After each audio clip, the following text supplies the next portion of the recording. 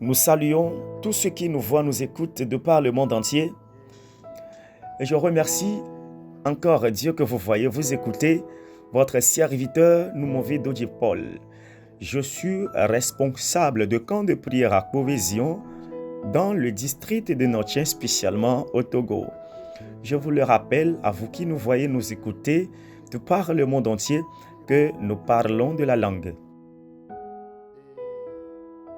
La langue, je continue par le dire, c'est une richesse importante dans la vie de l'homme. Jacques a tellement donné d'explications ici au sujet de la langue. Si nous lisons le chapitre 3, du verset 9 vers le verset 10, on peut voir l'explication donnée par Jacques sur la langue. Il a dit: par elle, nous maudissons les hommes faits à l'image de Dieu. De la même bouche sortent la bénédiction et la malédiction. Mes frères, il ne faut pas qu'il en soit ainsi. La source fait-elle jaillir par la même ouverture l'eau douce et l'eau amère? Mes frères, un figuier peut-il produire des olives ou une vigne des figues? De l'eau salée ne peut pas non plus produire de l'eau douce. Vous voyez? L'explication que veut donner encore Jacques est la langue que nous utilisons. Il a dit: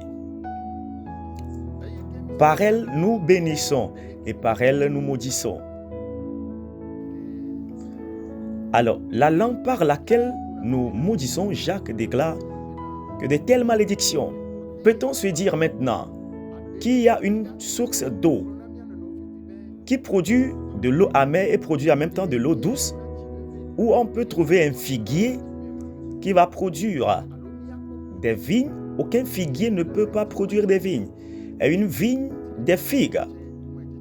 De l'eau salée ne peut non plus produire de l'eau douce.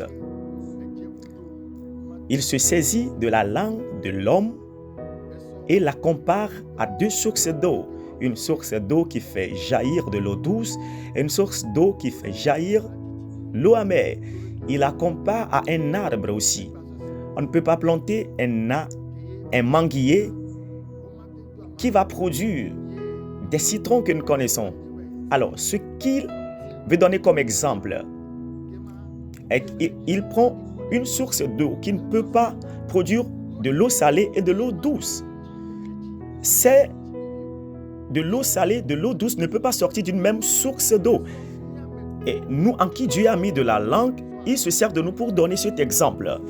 Bien-aimés, si nous parlons de la langue, c'est vraiment effrayable. Ce que fait la langue est vraiment puissant. Que chacun veille à faire le bien. Le bien que tu es en train de faire, la langue va déclarer le bien pour toi. Aujourd'hui, si nous retournons dans Genèse, si aujourd'hui il y a une descendance qui souffre, à quoi est liée cette souffrance? Lorsque Cham a vu la nudité de son père et ne l'a pas couvert de pagne, lorsque le papa s'est réveillé, on lui a dit cela, il a dit à Canaan: tu seras toujours esclave à tes frères et tes parcelles de terre te seront arrachées par les nations. Et aujourd'hui, on peut dire que les parcelles de terre de Canaan ont été données aux enfants d'Israël. Alors, ce que la Bible a dit, ou ce que son père a déclaré sur lui s'est accompli. Alors, je dirais, d'autre part, ce n'est pas qu'on ne dira pas de paroles blessantes. Les temps de les déclarer aussi existent afin que cela nous soit bénéfique à nous-mêmes, à nos partenaires de vie, à nos enfants et à notre descendance. Si des fois, tu réfléchis au sujet de ce qui se passe, il faut savoir comment utiliser ta langue pour de bons profits. Parce que tu es une source d'eau douce. Tu ne peux plus produire de l'eau amère. De l'eau amère ne peut plus devenir de l'eau douce. C'est arrivé dans la Bible. Dieu est capable de le changer. Mais ceci, c'est devenu une semence qu'on plante. C'est ce que la Bible a dit. Si nous obéissons, Dieu nous le fera. Merci de nous avoir écoutés dans le nom de notre Sauveur Jésus-Christ.